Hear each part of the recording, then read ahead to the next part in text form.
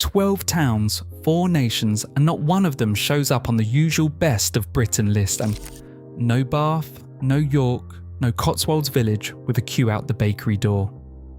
These are places with an 800-year-old street plan, a market hall still standing since the 1600s, and a castle that raised the man who founded the British Museum. One of them spent 2 centuries feeding sailors into the Arctic whaling trade and the fur trade, and it's barely known outside its own islands. Every one of these comes with a real trade-off, not a postcard fantasy, and the last one is the hardest of all 12 to explain. If you like towns with real history instead of a marketing version of it, this channel breaks down places across Britain. Subscribe if that sounds useful. Let's start in Cumbria, about as far from anywhere as England gets. Alston sits about 1,000 feet above sea level. That makes it one of the highest market towns in England. It's built into the North Pennines, an area of outstanding natural beauty on the River South Tyne, and the main street is steep, cobbled, and lined with dark 17th century stone that never got prettied up for tourists. There's a market cross at the top of the hill, and moorland running in every direction underneath it. The kind of landscape that makes you feel like the rest of the country stopped existing for a while. The town grew out of lead mining. Alston Moor, the wider area around it, includes old mining villages like Nenthead and Garrigill, and that industrial past left its mark on the buildings and the people. This isn't a place that was built to look nice. It was built to survive a hard trade in a harder climate, and the beauty came later, almost by accident. The honest catch is remoteness. Alston is properly remote. 20 miles from anywhere, with any size to it. Researchers who study rural ageing in Britain keep coming back to the same warning. Places like this can be tough once you can't drive anymore, or once you need a hospital appointment more than once a year. That doesn't cancel out the moorland views, or the sense of having found somewhere real. It just means you go in with your eyes open. Alston hides in the moorland. This next one hides something in plain sight, right in the middle of its own market square. Much Wenlock is a tiny medieval town in Shropshire. Timber-framed houses, folded around the ruins of Wenlock Priory, sitting on the road between Shrewsbury and Bridgnorth.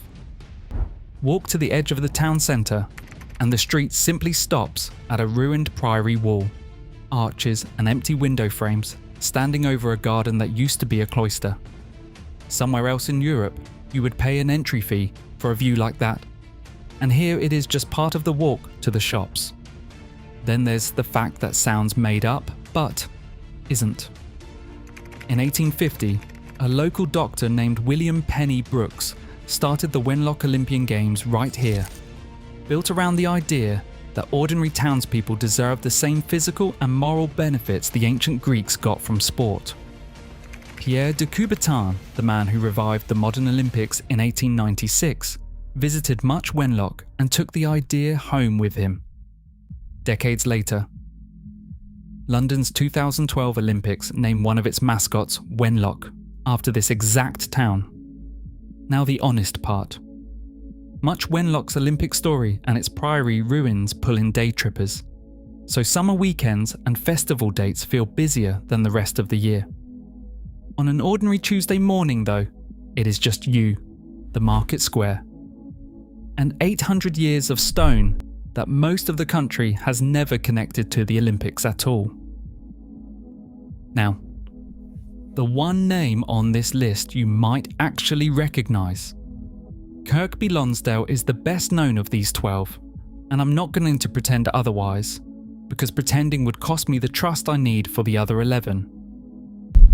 It's a market town in Cumbria, built above the River Lune, and it shows up in the Domesday Book from 1086 under the name Kirkby, which means people have been living here for close to 1,000 years. The Georgian square at its centre still functions as the middle of the town. It's not a museum piece roped off for visitors. Most people who've heard of Kirkby Lonsdale know it for Ruskin's View, a churchyard outlook that the critic John Ruskin once called one of the loveliest scenes in England, and one that Turner painted before Ruskin ever wrote a word about it. The honest part comes next. Kirkby Lonsdale sits right between the Lake District and the Yorkshire Dales, two of England's biggest tourist draws, and it soaks up overflow visitors from both without ever being the headline destination itself. It's well known enough that you might have driven through it already without realising what you were looking at. That's exactly why it still belongs on this list, because being partly known isn't the same as being properly seen. Cross into East Sussex and you hit a town that was built to be one of England's great ports, and then the sea simply changed its mind. King Edward I founded Winchelsea in 1288, laying it out on a strict grid pattern after the older town of the same name was destroyed by storms and rising water the year before. For a while, it worked. Wine ships filled the harbour, and beneath the streets, cellars were carved out to store the equivalent of 4 million bottles a year passing through the port. Then the coastline shifted, the sea pulled back, and the harbour that justified the whole town simply stopped existing. What's left now is uncanny. 3 medieval gateways still stand, including the Strand Gate, with its 4 round towers, built for a port that isn't there anymore. A church that was meant to be enormous never got finished, and the wine cellars are still underground empty, built for a trade that moved elsewhere centuries ago. The honest catch here is built into the town's own history. Winchelsea was designed for a population and a purpose that never fully arrived, so what you're walking through is a town built bigger than its need. A plan that outlived its own reason for existing. That's not a flaw, it's the whole point of visiting. And Winchelsea still isn't the strangest edge of Britain on this list. That one's still coming. From an English ghost town to a Welsh one that never quite emptied out. Montgomery in Powys has kept close to the same street plan for over 800 years. A Georgian broad street running underneath a ruined castle on a crag above the town. The castle went up around 1223, ordered by Henry III to keep the Welsh Prince Llewellyn ap Iorwerth in check. And it stayed a working military site until parliamentarian forces tore it down in 1649 after the Civil War. What survived instead is the town underneath it. It includes a Georgian town hall from 1748, the last one of its kind left in the old county of Montgomeryshire. Offers Dyke, the 8th century earthwork that once marked the border between England and Wales, runs just to the east, and the Offers Dyke path still passes straight through. The catch is exactly what makes it feel untouched. Montgomery sits right on that old border country, properly rural and properly quiet. The kind of place where researchers studying rural life in Britain keep flagging transport and services as the trade-off for the peace. You get the quiet and you give up some of the convenience. A short drive into mid-Wales gets you to Llanidloes. It's home to the only timber-framed market hall still standing in its original spot anywhere in the country. It went up between 1612 and 1622, though some of the timbers inside are older than that, cut in the mid-1500s and reused when the hall was rebuilt. Llanidloes had already been holding markets around a stone cross since 1280, so by the time the hall arrived, this was already 3 centuries into being a working market town. 4 medieval streets meet at that market hall. The Cambrian Mountains close in around the town on every side, with the River Severn starting its long run to the sea right here. At its first town. The honest catch is the same one that follows most of mid-Wales around. This is proper rural country, mountains on every horizon. And the trade-off for that setting is limited transport and a longer trip for anything beyond the basics, the exact pattern researchers keep finding across rural Britain. For a lot of people watching this list, that trade might be worth making. For others, it's worth knowing before you pack a van. Llanidloes runs on mountains and market days. Llandeilo, a short drive south, runs on colour. The paint on the buildings does half the selling for you. Pastel Georgian houses stepping down a hillside toward a single arch stone bridge over the River Tiwi, built in 1848. The real story here is what Llandeilo replaced.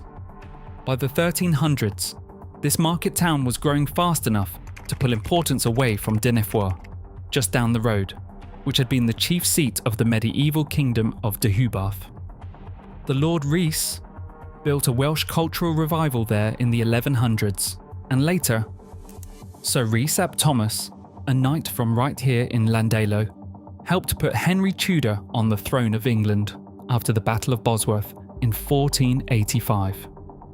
As Dynefwr's political importance faded, Llandeilo simply absorbed it, becoming the market town for the whole valley under the bishopric of St. David's.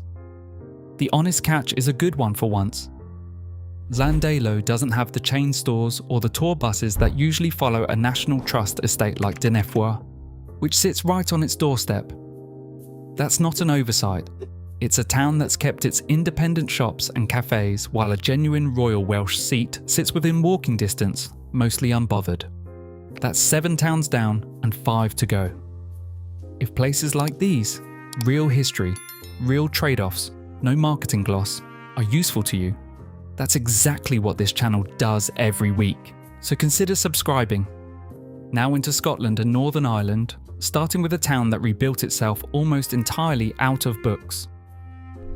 Wigtown in Dumfries and Galloway is Scotland's national book town. The Scottish Parliament made that title official in 1998, and the story behind it is a genuine turnaround. Before the designation, Wigtown carried some of the highest unemployment in Scotland status and 83 separate properties sitting empty and for sale in a town this size. A group of locals looked at Hay on Wye in Wales, a town that had rebuilt itself around second-hand bookshops, and decided to copy the idea. It worked completely. Wigtown now has 17 bookshops and book-related businesses packed into a town built around a huge medieval square looking out over the bay. And the number of empty properties for sale dropped from 83 down to around 4. The bookshop, the largest second-hand bookshop in Scotland, holds roughly a mile of shelving and something like 100,000 books under one roof. The Wigtown Book Festival, launched the same year as the National Booktown title, has grown into the second largest book festival in the country. The honest catch is location. Wigtown sits deep in the Galloway coast, well past where most visitors to Scotland ever think to drive, which is exactly why the Booktown idea found room to work in the first place. Nobody was competing for that empty high street.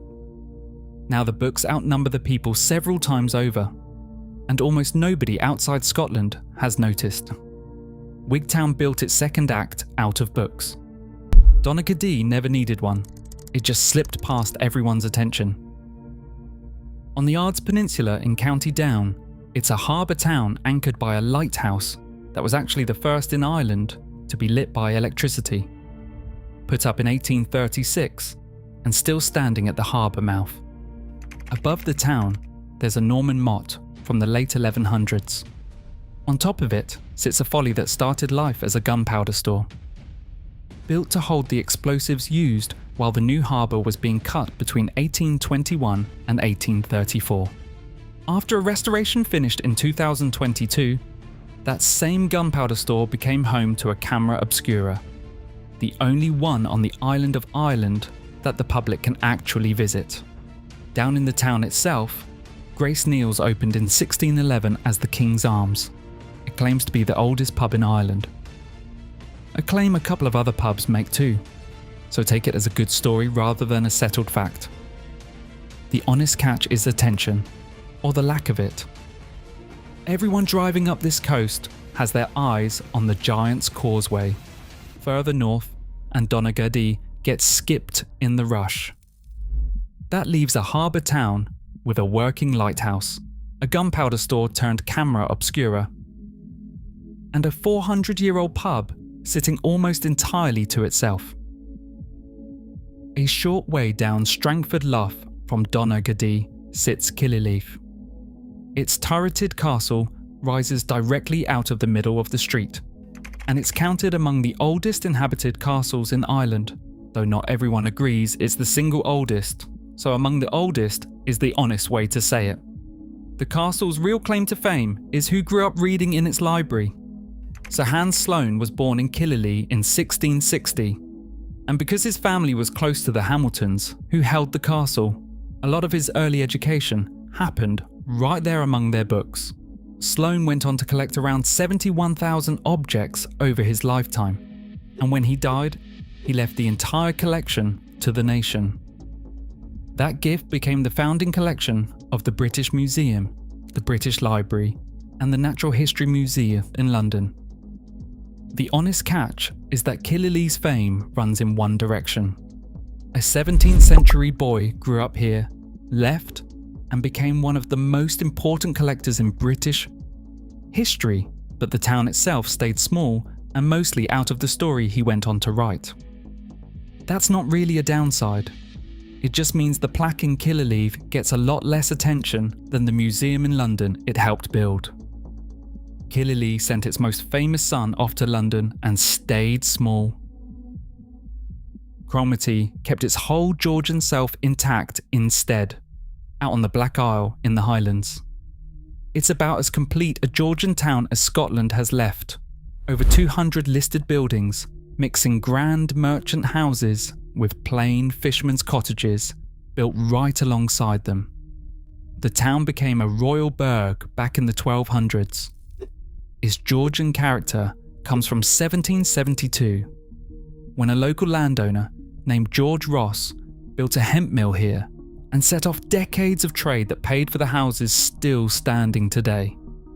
Just offshore, one of the most northerly groups of bottlenose dolphins anywhere in the world, around 200 of them, swims past the town on a regular basis, close enough to watch from the shore without a boat. The honest catch is the road in. Cromarty sits at the very end of the Black Isle, past the point where most people heading further north into the Highlands ever think to turn off, so the town gets missed by exactly the kind of traveller who'd love it most. That's the trade-off with anywhere built at the tip of a peninsula, because it stays complete and quiet only while the road that would bring in the crowds leads nowhere else. For a town this well preserved, with dolphins in the water and 2 centuries of Georgian houses on the street, that's a strange stroke of luck. Stromness on Orkney is built around a single winding street paved in flagstone. That street does not run in a straight line so much as follow the shore, with tall harbour houses standing gable end to the sea, each one with its own private pier, running out the back door into the water. The flagstones themselves came from a nearby quarry at the Point of Ness, and they only got properly laid down and lit after a law in the 1850s let the town council raise the money to do it. Here's what most people watching this have never heard. From 1770 to 1870, Arctic whaling ships loaded their crews here before heading north into the ice. Stromness even ran a makeshift hospital on Alfred Street in the 1830s to treat sailors who came back with frostbite and scurvy after being trapped over the winter. Even further back, starting in 1702, the Hudson's Bay Company began recruiting Orkney men in Stromness to work the fur trade in Canada, a relationship that reportedly kept going into the 1930s.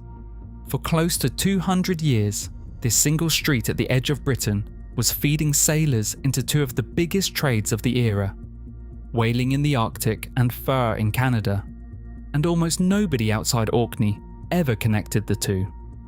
The honest catch is geography, and there is no getting around it. Stromness sits about as remote as mainland Britain gets, reachable only by ferry from the north coast of Scotland. That's exactly why it stayed this complete and this unbothered, while towns closer to the middle of the map got flattened by modern development. That's the real trade running through every town on this list. The ones that stayed beautiful mostly stayed hard to get to. 12 towns, 4 nations, 1 street of flagstone at the edge of the map that spent 2 centuries supplying 2 different empires and still barely gets mentioned. That's the town nobody's heard of. Tell me in the comments which of these 12 you'd actually pack a bag for, and tell me which one surprised you the most.